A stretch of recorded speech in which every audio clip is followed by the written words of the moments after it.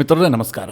ಮಿತ್ರರೇ, ಪಶ್ಚಿಮ ಏಷ್ಯಾದಲ್ಲಿ ನಡೀತಾ ಇರುವಂತಹ ಯುದ್ಧದಲ್ಲಿ ಕಳೆದ ಕೆಲ ಗಂಟೆಗಳಲ್ಲಿ ಆದಂತಹ ಮುಖ್ಯವಾದಂತಹ ಕೆಲವೊಂದಷ್ಟು ಬೆಳವಣಿಗೆಗಳನ್ನು ಈ ವಿಡಿಯೋದಲ್ಲಿ ನಿಮಗೆ ತಿಳಿಸ್ಕೊಡುವಂತಹ ಪ್ರಯತ್ನ ಮಾಡ್ತೀನಿ. ನೀವು ಈ ವಿಡಿಯೋನ ಕೊನೆವರೆಗೂ ಮಿಸ್ ಮಾಡದೆ ನೋಡಿ. ಮೊದಲನೇದಾಗಿ ಯುದ್ಧ ಅಂತಿಮ ಹಂತವನ್ನು ಪ್ರವೇಶಿಸಿದೆ ಹೀಗಂತ ಅನಿಸೋದಕ್ಕೆ ಶುರುವಾಗಿದೆ. ಯಾಕೆ ಅಂತಂದರೆ ಎಲ್ಲ ಬೆಳವಣಿಗೆಗಳು ಕೂಡ ಅದಕ್ಕೆ ಪೂರಕವಾಗಿದೆ. ಇರಾನ್ ಕೂಡ ಸಾಕಷ್ಟು ರಾಜತಾಂತ್ರಿಕವಾಗಿ ಎಂಗೇಜ್ ಆಗ್ತಾ ಇದೆ. ಅಂದರೆ ಅವ್ರಿಗೆ ಗೊತ್ತಾಗ್ತಾ ಇದೆ, ಈಗ ಅಮೆರಿಕ ಸಾಕಷ್ಟು ಒತ್ತಡಕ್ಕೊಳಗಾಗಿದೆ, ಅವರೇನೋ ನಿರ್ಣಾಯಕವಾದಂತಹ ನಿರ್ಧಾರವನ್ನು ಕೈಗೊಳ್ಳಬಹುದು, ಅದು ಇರಾನ್ನ ಪಾಲಿಗೆ ಅತ್ಯಂತ ಹೀನಾಯ ಪರಿಸ್ಥಿತಿಗೆ ಕಾರಣ ಆಗಬಹುದು ಅಂತ ಇರಾನ್ನವರಿಗೆ ಅನ್ನಿಸ್ತಾ ಇದೆ. ಒಂದು ರೀತಿಯಲ್ಲಿ ಅವರು ಪ್ಯಾನಿಕ್ಗೆ ಒಳಗಾಗಿದ್ದಾರೆ. ನಿಮಗೆಲ್ಲ ಗೊತ್ತು, ಟ್ರಂಪ್ ನಿನ್ನೆ ಒಂದು ಕೆಟ್ಟದಾಗಿ ಟ್ರೂತ್ ಸೋಷಿಯಲ್ ಪೋಸ್ಟ್ ಹಾಕ್ತಾರೆ, ಅದರಲ್ಲಿ ಕೆಟ್ಟ ಪದವನ್ನು ಬಳಸ್ತಾರೆ. ಅದಾದ ಕೆಲವೇ ಗಂಟೆಗಳಲ್ಲಿ ಟ್ರಂಪ್ ಇನ್ನೊಂದು ಪೋಸ್ಟ್ ಮಾಡ್ತಾರೆ, ಅದು ಕೂಡ ಒಂದೇ ಸಾಲಿನಲ್ಲಿ ಮಾಡಿದಂತಹ ಪೋಸ್ಟ್. ಅದರಲ್ಲಿ ಟ್ರಂಪ್ ಏನು ಹೇಳಿದ್ದಾರೆ ಅಂತಂದರೆ, Tuesday 8 PM US eastern time ಅಂತ ಟ್ರಂಪ್ ಘೋಷಣೆ ಮಾಡಿದ್ದಾರೆ. ಅದರ ಅರ್ಥ ಏನು ಕೇಳಿದ್ರೆ, ಅಮೆರಿಕದ ಕಾಲಮಾನದ ಪ್ರಕಾರ ಮಂಗಳವಾರ ರಾತ್ರಿ 8 ಗಂಟೆಗೆ ಸರಿಯಾಗಿ ನಾವು ಇರಾನ್ ಮೇಲೆ ಬಹಳ ದೊಡ್ಡ ದಾಳಿ ಮಾಡ್ತೀವಿ. ಏನು ದಾಳಿ? ಈ ಹಿಂದೆ ಘೋಷಣೆ ಮಾಡಿದ್ರಲ್ಲ, Tuesday will be power plant day and bridge day ಅಂತ. ಆ ದಾಳಿಗೆ ಮಂಗಳವಾರ ರಾತ್ರಿ 8 ಗಂಟೆಯ ಸಮಯವನ್ನು ಟ್ರಂಪ್ ನಿಗದಿ ಮಾಡಿದ್ದಾರೆ. ಮಿತ್ರರೇ, ಇದು ಸಹಜವಾಗಿ ಇರಾನ್ಗೆ ಒತ್ತಡವನ್ನು ತರುತ್ತೆ. ಮಂಗಳವಾರ ರಾತ್ರಿ 8 ಗಂಟೆ ಅಂತಂದರೆ ಭಾರತದ ಕಾಲಮಾನದ ಪ್ರಕಾರ ಬುಧವಾರ ಬೆಳಗ್ಗೆ 5:30ಕ್ಕೆ ಅಷ್ಟೊತ್ತಿಗೆ ನಾವು ಇರಾನ್ನ ಎಲ್ಲ ಪವರ್ ಗ್ರಿಡ್ಡನ್ನು ನಾಶ ಮಾಡ್ತೀವಿ, ಬ್ರಿಡ್ಜ್ಗಳನ್ನು ನಾಶ ಮಾಡ್ತೀವಿ, ಒಂದೇ ಏಟಿಗೆ ಅಂತ ಟ್ರಂಪ್ ಘೋಷಣೆ ಮಾಡಿದಾರಲ್ವಾ. ಈ ಹುಚ್ಚರ ಮಾತನ್ನು ಯಾವಾಗ ಲೈಟಾಗಿ ತೆಗೆದುಕೊಳ್ಬೇಕು, ಯಾವಾಗ ಸೀರಿಯಸ್ ಆಗಿ ತೆಗೆದುಕೊಳ್ಬೇಕು, ಇದು ಯಾರಿಗೂ ಅರ್ಥ ಆಗಲ್ಲ. ಹೀಗಾಗಿ ಟ್ರಂಪ್ ಏನಾದರೂ ಹುಚ್ಚುಚ್ಚಾಗಿ ಆಡಿಬಿಟ್ಟು ಹೊಡೆದೇ ಬಿಟ್ರೆ ಗತಿ ಏನು? ಅದಕ್ಕೋಸ್ಕರವಾಗಿ ಇರಾನ್ ಕೂಡ ಸ್ವಲ್ಪ ಸೀರಿಯಸ್ ಆಗಿ ವರ್ತಿಸೋದಕ್ಕೆ ಶುರು ಮಾಡಿದೆ. ಅವರು ಇಷ್ಟು ದಿನ ಈ ಮಾತುಕತೆಯ ಬಗ್ಗೆ ಯಾವತ್ತೂ ಸೀರಿಯಸ್ ಆಗಿ ಕಮೆಂಟ್ ಮಾಡೇ ಇರಲಿಲ್ಲ. ಅವರು ಟ್ರಂಪ್ ಅವರನ್ನು ಲೇವಡಿ ಮಾಡ್ತಾ ಇದ್ರು, ಟ್ರಂಪ್ ಅವರನ್ನು ಕೆಣಕ್ತಾ ಇದ್ರು. ಅವರಿಗೇನು ಅನ್ನಿಸ್ತಾ ಇತ್ತು, ಈ ಮಾತುಕತೆ ಎಲ್ಲವೂ ಕೂಡ ಇರಾನನ್ನು ಟ್ರ್ಯಾಪ್ ಮಾಡುವಂತಹ ಪ್ರಯತ್ನ. ಟ್ರಂಪ್ ದೊಡ್ಡ ದಾಳಿಗೆ ಸಮಯವನ್ನು ತೆಗೆದುಕೊಳ್ತಾ ಇದ್ದಾರೆ, US ಆರ್ಮಿ ಪ್ರಿಪೇರ್ ಆಗ್ತಾ ಇದೆ, ಅವರು ಗ್ರೌಂಡ್ ಅಟ್ಯಾಕ್ ಮಾಡಬಹುದು, ಈ ಎಲ್ಲ ಅನುಮಾನಗಳು ಇರಾನ್ಗೆ ಇತ್ತು. ಹೀಗಾಗಿ ಮಾತುಕತೆಯ ಬಗ್ಗೆ ಇರಾನ್ ಅಷ್ಟು ಸೀರಿಯಸ್ ಇದ್ದಂತೆ ಕಾಣ್ತಾ ಇರಲಿಲ್ಲ. ಈಗ ಮಿತ್ರರೇ, ಟ್ರಂಪ್ ಅವರ ಈ ಹೇಳಿಕೆ ಬಂದ ಬಳಿಕ ಇರಾನ್ ಕೂಡ ಸಾಕಷ್ಟು ಪ್ಯಾನಿಕ್ಗೆ ಒಳಗಾಗಿದೆ. ಇದು ಹೇಗೆ ಗೊತ್ತಾಗ್ತಾ ಇದೆ ಅಂತಂದರೆ, ಟ್ರಂಪ್ ಅವರ ಈ ಬೆದರಿಕೆ ಬಂದ ಬಳಿಕ ಇರಾನ್ನ ವಿದೇಶಾಂಗ ಸಚಿವ ಅಬ್ಬಾಸ್ ಅರಾಕ್ಚಿ ಅನೇಕ ತನ್ನ ಫ್ರೆಂಡ್ಲಿ ಕಂಟ್ರಿಗಳ ಜೊತೆಗೆ ಮಾತನಾಡಿದ್ದಾರೆ. ಮೊದಲಿಗೆ ಭಾರತದ ವಿದೇಶಾಂಗ ಸಚಿವ ಎಸ್ ಜೈಶಂಕರ್ಗೆ ಕರೆ ಮಾಡಿಬಿಟ್ಟು ಮಾತುಕತೆಯನ್ನು ನಡೆಸಿದ್ದಾರೆ. ಪ್ರೆಸೆಂಟ್ ಸಿಚುವೇಶನ್ ಬಗ್ಗೆ ನಾವು ಚರ್ಚೆ ಮಾಡಿದೀವಿ ಅಂತ ಜೈಶಂಕರ್ ಕೂಡ ಹೇಳ್ಕೊಂಡಿದ್ದಾರೆ. ಅದಾಗ್ತಿದ್ದ ಹಾಗೆ ರಷ್ಯಾದ ವಿದೇಶಾಂಗ ಸಚಿವ ಸರ್ಗೇ ಲಾವ್ರೋವ್ ಜೊತೆಗೂ ಕೂಡ ಅಬ್ಬಾಸ್ ಅರಾಕ್ಚಿ ಮಾತನಾಡಿದ್ದಾರೆ. ರಷ್ಯಾ ಇರಾನ್ಗೆ ಪರಮ ಮಿತ್ರ ದೇಶ. ಇಂತಹ ಸಂದರ್ಭದಲ್ಲಿ ರಷ್ಯಾದ ಸ್ಟ್ಯಾಂಡ್ ಇದೆಯಲ್ಲ ಬಹಳ ಕ್ರೂಷಿಯಲ್ ಆಗುತ್ತೆ. ಹೀಗಾಗಿ ಅವ್ರ ಜೊತೆಗೂ ಕೂಡ ಅಬ್ಬಾಸ್ ಅರಾಕ್ಚಿ ಮಾತನಾಡಿದ್ದಾರೆ. ಅನಂತರದಲ್ಲಿ ಈಜಿಪ್ಟ್ನ ವಿದೇಶಾಂಗ ಸಚಿವರ ಜೊತೆಗೂ ಕೂಡ ಮಾತನಾಡಿದ್ದಾರೆ. ನಿಮಗೆಲ್ಲ ಗೊತ್ತಿರಬಹುದು, ಈಜಿಪ್ಟ್ ಅಮೆರಿಕ ಮತ್ತು ಇರಾನ್ ನಡುವೆ ಮಧ್ಯಸ್ಥಿಕೆಯನ್ನು ವಹಿಸಿರುವಂತಹ ದೇಶ. ಈಜಿಪ್ಟ್, ತುರ್ಕಿ ಮತ್ತು ಪಾಕಿಸ್ತಾನ, ಈ 3 ದೇಶಗಳು ಕೂಡ ಶಾಂತಿಯ ಪ್ರಯತ್ನದಲ್ಲಿದ್ದಾವೆ. ಅದರಲ್ಲಿ ಪಾಕಿಸ್ತಾನದ ರೋಲ್ ಬಗ್ಗೆ ನಾನೇನು ಹೆಚ್ಚಿಗೆ ಹೇಳೋದಕ್ಕೆ ಹೋಗೋದಿಲ್ಲ. ಆದರೆ ತುರ್ಕಿ ಮತ್ತು ಈಜಿಪ್ಟ್ ಎರಡೂ ದೇಶಗಳು ಕೂಡ ತೀರಾ ಇಂಪಾರ್ಟೆಂಟ್ ಆಗ್ತವೆ.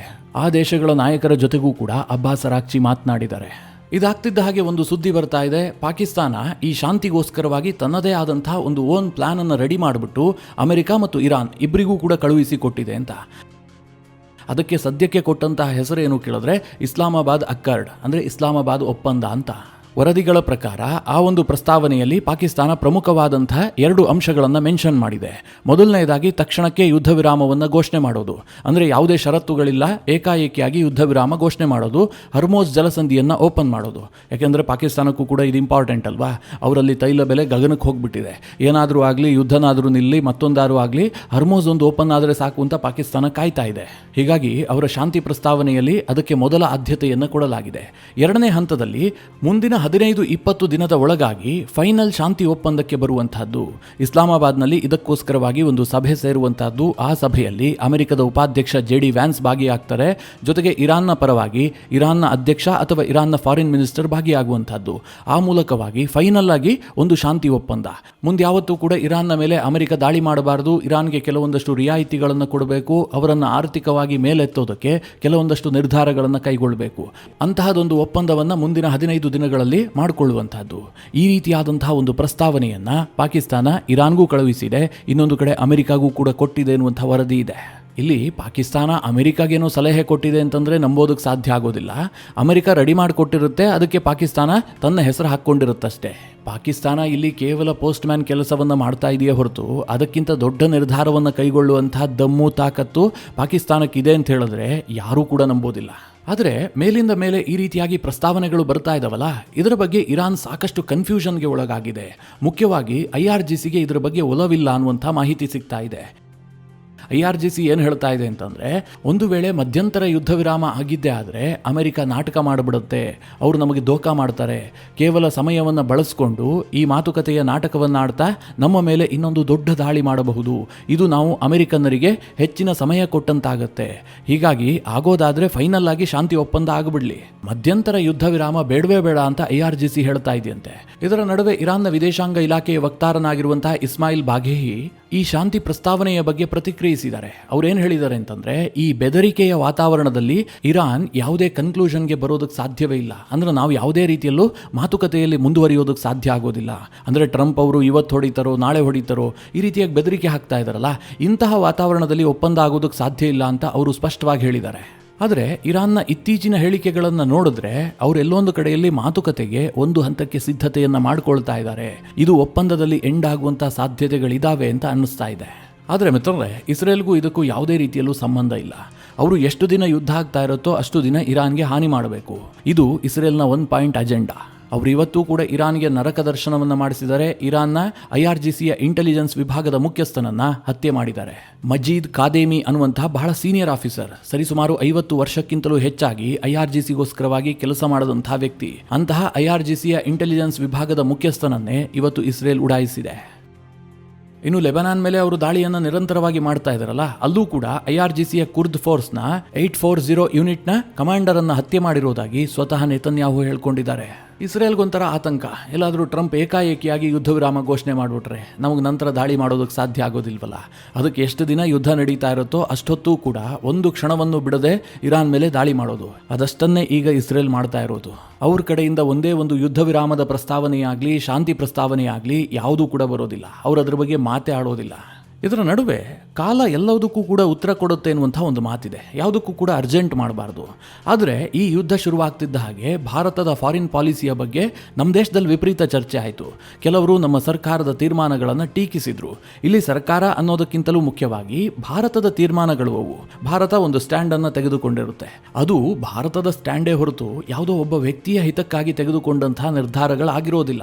ಯಾಕೆ ಈ ಪೀಠಿಕೆ ಹಾಕ್ತಾ ಇದ್ದೀನಿ ಕೇಳಿದ್ರೆ, ಈಗ ಭಾರತದ ವಿದೇಶಾಂಗ ನೀತಿಯ ಬಗ್ಗೆ ಇರಾನ್ನ ಸುಪ್ರೀಂ ಲೀಡರ್ನ ಪ್ರತಿನಿಧಿ ಮಾತನಾಡಿದ್ದಾರೆ. ಅವರ ಹೆಸರು ಡಾಕ್ಟರ್ ಅಬ್ದುಲ್ ಮಜೀದ್ ಹಕೀಮ್ ಇಲಾಹಿ ಅಂತ. ಇವರು ಭಾರತದಲ್ಲಿರುವಂತಹ ಇರಾನ್ನ ಸುಪ್ರೀಂ ಲೀಡರ್ನ ಪ್ರತಿನಿಧಿ. ಅವ್ರು ಹೇಳ್ತಾರೆ, ಭಾರತ ಇವತ್ತು ಅತ್ಯಂತ ಗಟ್ಟಿಯಾದಂತಹ ರಾಜತಾಂತ್ರಿಕತೆಯನ್ನು ಹೊಂದಿದೆ. ಜೊತೆಗೆ ಭಾರತದ ರಾಜತಾಂತ್ರಿಕ ನಿರ್ಧಾರಗಳಿದೆಯಲ್ಲ, ಇದು ಬಹಳ ಉತ್ತಮವಾಗಿದೆ. ಹೀಗಾಗಿ ಈ ಯುದ್ಧದಲ್ಲಿ ಭಾರತ ಇನ್ನೂ ದೊಡ್ಡ ರೋಲನ್ನು ನಿಭಾಯಿಸಬೇಕು, ಇದನ್ನು ಇರಾನ್ ಬಯಸುತ್ತೆ, ಹೀಗಂತ ಸ್ಟೇಟ್ಮೆಂಟ್ ಕೊಟ್ಟಿದ್ದಾರೆ. ಯಾರೆಲ್ಲ ಇವತ್ತು ಸೋಷಿಯಲ್ ಮೀಡಿಯಾದಲ್ಲಿ ಭಾರತದ ರಾಜತಾಂತ್ರಿಕತೆಯ ಬಗ್ಗೆ ಪ್ರಶ್ನೆ ಮಾಡ್ತಾ ಇದ್ದಾರೋ ಅವರೆಲ್ಲರಿಗೂ ಕೂಡ ಇರಾನ್ನ ಉತ್ತರ ಇದು. ಮಿತ್ರರೇ, ಈ ಯುದ್ಧ ಶುರುವಾದ ಬಳಿಕ ಅನೇಕರು ಒಂದು ಪ್ರಶ್ನೆಯನ್ನ ಕೇಳಿದ್ರು, ನೀವು ಯಾರ ಪರ ಇದ್ದೀರಿ, ಇರಾನ್ ಪರವಾಗ ಅಥವಾ ಅಮೆರಿಕ ಪರವಾಗ? ಈ ಪ್ರಶ್ನೆಗೆ ನನ್ನ ಉತ್ತರ ಇಷ್ಟೇ, ನಾನು ಯಾರ ಪರವಾಗೂ ಇಲ್ಲ. ನಾನು ಇರಾನ್ನ ಪರವಾಗೂ ಇಲ್ಲ, ಅಮೆರಿಕದ ಪರವಾಗೂ ಕೂಡ ಇಲ್ಲ. ನನಗೆ ಇಬ್ಬರ ವಿಚಾರದಲ್ಲೂ ಕೂಡ ಅನೇಕ ವಿಷಯದ ಬಗ್ಗೆ ಬೇಸರಗಳಿದ್ದಾವೆ, ವೈಯಕ್ತಿಕವಾಗಲ್ಲ, ನನ್ನ ದೇಶದ ಕುರಿತಾಗಿ. ಹೀಗಾಗಿ ನಾನೊಬ್ಬ ನ್ಯೂಟ್ರಲ್ ವ್ಯಕ್ತಿಯಾಗಿ ಈ ಯುದ್ಧವನ್ನು ನೋಡ್ತೀನಿ. ಆದರೆ ಈ ಯುದ್ಧದಿಂದ ಭಾರತದ ಮೇಲೆ ಏನು ಪರಿಣಾಮ ಆಗ್ತಾ ಇದೆ, ಇದು ನನಗೆ ಹೆಚ್ಚು ಮುಖ್ಯ ಆಗುತ್ತೆ.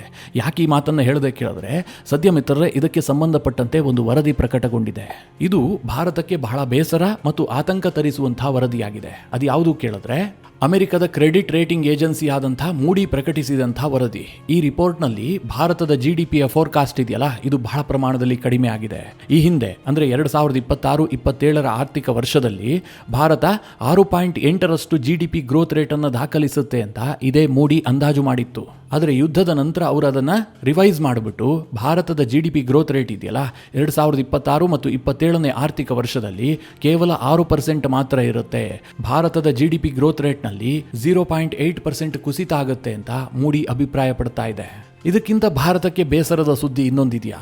ಈ ಯುದ್ಧ ನಮ್ಮದಲ್ಲ, ಇದರಿಂದ ನಮಗೆ ಆಗಬೇಕಾಗಿರೋದೇನೂ ಕೂಡ ಇಲ್ಲ, ಆದರೆ ನಷ್ಟ ಆಗ್ತಿರೋದು ಮಾತ್ರ ಭಾರತಕ್ಕೆ. ಕೆಲವರು ಈಗಲೂ ಸಹ ಇರಾನ್ನಲ್ಲಿ ರೆಜಿಮ್ ಚೇಂಜ್ ಆಗಬೇಕು, ಅಷ್ಟು ದಿನವೂ ಕೂಡ ಯುದ್ಧ ಮುಂದುವರಿಬೇಕು ಅಂತ ಹೇಳುವವರಿದ್ದಾರೆ.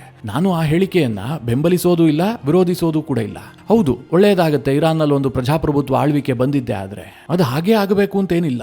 ಇರಾನ್ ಸ್ವಲ್ಪ ಬಗ್ಗಿ ಅಮೆರಿಕದ ಜೊತೆಗೆ ಹೆಜ್ಜೆ ಹಾಕೋದಕ್ಕೆ ಶುರು ಮಾಡಿದ್ದೆ ಆದ್ರೆ, ಅಂದ್ರೆ ಈ ರೈವಲ್ರಿಯನ್ನ ಅವರು ಕೈ ಬಿಟ್ಟಿದ್ದೆ ಆದ್ರೆ ಭಾರತಕ್ಕೆ ಲಾಭ ಆಗುತ್ತೆ. ಭಾರತ ಇರಾನ್ ಜೊತೆಗೆ ವ್ಯಾಪಾರವನ್ನ ಶುರು ಮಾಡಬಹುದು, ಭಾರತದ ಹಳೆಯ ಸಂಬಂಧ ಇನ್ನಷ್ಟು ಗಟ್ಟಿಯಾಗುತ್ತೆ. ಅದೆಲ್ಲ ಡಿಫರೆಂಟ್ ಇಶ್ಯೂ, ನಾನು ಅದರ ಬಗ್ಗೆ ಈಗ ಚರ್ಚೆ ಮಾಡೋದಕ್ಕೆ ಹೋಗೋದಿಲ್ಲ. ಆದರೆ ಮಿತ್ರರೇ, ಈ ಯುದ್ಧದಿಂದ ಭಾರತಕ್ಕೆ ಬಹಳಷ್ಟು ನಷ್ಟ ಆಗ್ತಾ ಇದೆ.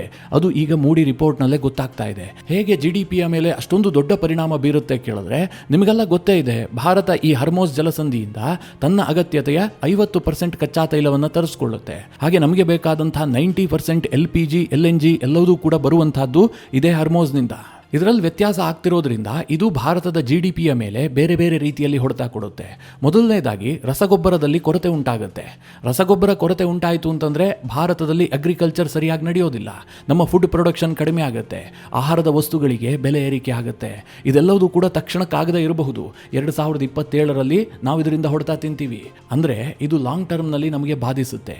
ಇನ್ನೂ ಒಂದು ದೊಡ್ಡ ವಿಚಾರವನ್ನು ನಿಮಗೆ ಹೇಳಬೇಕು ಅಂತಂದರೆ, ಭಾರತೀಯ ಪ್ರಜೆಗಳಿಗೆ ಈ ಯುದ್ಧದ ಬಿಸಿ ಇನ್ನೂ ಕೂಡ ದೊಡ್ಡ ಪ್ರಮಾಣದಲ್ಲಿ ತಟ್ಟಿಲ್ಲ. ಇದಕ್ಕೆ ಕಾರಣ ಏನು ಕೇಳಿದ್ರೆ, ಕೇಂದ್ರ ಸರ್ಕಾರ ತಾತ್ಕಾಲಿಕವಾದಂತಹ ಒಂದು ತಡೆಗೋಡೆಯನ್ನು ನಿರ್ಮಿಸಿದೆ. ಅದೇನು, ಇಂಧನ ಬೆಲೆ ಏರಿಕೆ ಆಗದಂತೆ ತಡೆದಿದೆ. ಅದಕ್ಕೆ ಕಾರಣ ಸಿಂಪಲ್. ಸದ್ಯ ಪಂಚರಾಜ್ಯ ಚುನಾವಣೆ ನಡೀತಾ ಇದೆ. ಈ ಸಂದರ್ಭದಲ್ಲಿ ಪೆಟ್ರೋಲ್ ಮತ್ತು ಡೀಸೆಲ್ ಬೆಲೆಯಲ್ಲಿ ಭಾರಿ ಪ್ರಮಾಣದಲ್ಲಿ ಏರಿಕೆ ಆಗಿದ್ದೆ ಆದರೆ ಅದು ಚುನಾವಣೆಯ ಮೇಲೆ ನೆಗೆಟಿವ್ ಆಗಿ ಪರಿಣಾಮ ಆಗ್ಬಿಡುತ್ತೆ. ಹೀಗಾಗಿ ಸದ್ಯಕ್ಕೆ ಕೇಂದ್ರ ಸರ್ಕಾರ ಆ ಹೊರೆಯನ್ನು ತನ್ನ ಮೇಲೆ ಎಳ್ಕೊಂಡಿದೆ. ಆದರೆ ಇದನ್ನು ಎಷ್ಟು ದಿನ ಅಂತ ನಡೆಸೋದಕ್ಕೆ ಸಾಧ್ಯ? ಯಾವುದೇ ಸರ್ಕಾರದ ಕೈಯಲ್ಲೂ ಕೂಡ ಬಹಳ ದಿನಗಳವರೆಗೆ ನಡೆಸೋದಕ್ಕೆ ಸಾಧ್ಯವೇ ಇಲ್ಲ. ಹೀಗಾಗಿ ಈ ಯುದ್ಧ ಇನ್ನೊಂದೋ 2 ತಿಂಗಳು ಕಂಟಿನ್ಯೂ ಆಗಿದ್ದೇ ಆದರೆ ಪೆಟ್ರೋಲ್ ಮತ್ತು ಡೀಸೆಲ್ ಬೆಲೆಯಲ್ಲಿ ಭಾರಿ ಪ್ರಮಾಣದಲ್ಲಿ ಏರಿಕೆ ಆಗುತ್ತೆ. ಅದು ನೇರವಾಗಿ ಜನರಿಗೆ ಬಾಧಿಸುತ್ತೆ. ನಮ್ಮ ಟ್ರಾನ್ಸ್ಪೋರ್ಟ್ ವೆಚ್ಚ ಜಾಸ್ತಿ ಆಗುತ್ತೆ, ಅದು ನಮ್ಮ ಬೆಲೆ ಏರಿಕೆಗೆ ಕಾರಣ ಆಗುತ್ತೆ. ಸದ್ಯ ಭಾರತದಲ್ಲಿ ಬೆಲೆ ಏರಿಕೆ ನಾರ್ಮಲ್ ಆಗಿದೆ. ಸದ್ಯದ ಪ್ರೆಡಿಕ್ಷನ್ ಪ್ರಕಾರ ಈ ಯುದ್ಧ ಕಂಟಿನ್ಯೂ ಆಗಿದ್ದೇ ಆದರೆ ಮುಂದಿನ ವರ್ಷ ಭಾರತದಲ್ಲಿ 4.8% ಇನ್ಫ್ಲೇಷನ್ ಆಗುವಂತಹ ಸಾಧ್ಯತೆಗಳಿದ್ದಾವೆ. ಇದು ಜನಸಾಮಾನ್ಯರಿಗಾಗುವಂತಹ ತೊಂದರೆ ಆದರೆ ಇನ್ನೊಂದು ಕಡೆಯಲ್ಲಿ ದೇಶಕ್ಕೂ ಕೂಡ ಬಹಳ ದೊಡ್ಡ ಹೊಡೆತ. LNG, LPG, ಪೆಟ್ರೋಲ್, ಡೀಸೆಲ್ ಬೆಲೆಯಲ್ಲಿ ಏರಿಕೆ, ಇದೆಲ್ಲ ಕಾರಣದಿಂದಾಗಿ ಭಾರತದ ಟೆಕ್ಸ್ಟೈಲ್ ಉದ್ಯಮಕ್ಕೆ ಹೊಡೆತ ಬೀಳುತ್ತೆ, ಕೆಮಿಕಲ್ ಉದ್ಯಮಕ್ಕೆ ಹೊಡೆತ ಬೀಳುತ್ತೆ, ಸಿಮೆಂಟ್, ಟೈರ್ಸ್, ಗೊಬ್ಬರ ಈ ಎಲ್ಲ ಉದ್ಯಮಗಳು ಕೂಡ ಹೊಡೆತ ತಿಂತವೆ. ಇದರಿಂದಾಗಿ ಕಡಿಮೆ ಉತ್ಪಾದನೆ ಆಗುತ್ತೆ, ನಮ್ಮ ಎಕ್ಸ್ಪೋರ್ಟ್ ಕೂಡ ಕಡಿಮೆ ಆಗುತ್ತೆ, ಫೈನಲ್ ಆಗಿ ಉದ್ಯೋಗದಲ್ಲೂ ಕೂಡ ಕಡಿತ ಆಗುತ್ತೆ. ಇನ್ನೊಂದು ಕಡೆ ಸರ್ಕಾರಕ್ಕೆ GST ಕಲೆಕ್ಷನ್ ಕಡಿಮೆ ಆಗುತ್ತೆ, ಅಂದ್ರೆ ಸರ್ಕಾರಕ್ಕೆ ಬರುವಂತಹ ಟ್ಯಾಕ್ಸ್ ಕಡಿಮೆ ಆಗುತ್ತೆ. ಆದ್ರೆ ಸಬ್ಸಿಡಿ ಕೊಡುವಂತಹ ಹೊರೆ ಇದೆಯಲ್ಲ, ಇದು ಜಾಸ್ತಿ ಆಗುತ್ತೆ. ಒಟ್ಟಿನಲ್ಲಿ ಈ ಯುದ್ಧ ಭಾರತಕ್ಕಂತೂ ಪೂರಕವಾಗಿಲ್ಲ. ಇದಿಷ್ಟು ಮಿತ್ರರೇ ಈ ಯುದ್ಧದ ಕುರಿತಾಗಿ ಇತ್ತೀಚೆಗೆ ಆದಂತಹ ಕೆಲವೊಂದಷ್ಟು ಡೆವಲಪ್ಮೆಂಟ್ಗಳ ಕುರಿತಾಗಿ ಒಂದಿಷ್ಟು ಮಾಹಿತಿ. ಈ ವಿಷಯದ ಬಗ್ಗೆ ನಿಮ್ಮ ಅನಿಸಿಕೆ, ಅಭಿಪ್ರಾಯಗಳೇನು? ಕಮೆಂಟ್ ಮಾಡುವ ಮೂಲಕ ನಮಗೆ ತಿಳಿಸಿ. ಹಾಗೆ ನಿಮಗೆ ಈ ವಿಡಿಯೋ ಇಷ್ಟವಾದರೆ ಲೈಕ್ ಮಾಡಿ. ಜೊತೆಗೆ ನೀವಿನ್ನೂ ನಿಮ್ಮ ನೆಚ್ಚಿನ ಸಂಸ್ಕಾರ ಸೌರಭ ಯೂಟ್ಯೂಬ್ ಚಾನಲ್ನ ಸಬ್ಸ್ಕ್ರೈಬ್ ಮಾಡಿಲ್ಲ ಅಂತಾದರೆ ಈ ಕೂಡಲೇ ಸಬ್ಸ್ಕ್ರೈಬ್ ಮಾಡಿ. ಮುಂದಿನ ಎಲ್ಲ ಅಪ್ಡೇಟ್ಗಳ ನೋಟಿಫಿಕೇಷನ್ಗಾಗಿ ಬೆಲ್ ಐಕಾನ್ ಒತ್ತಿ.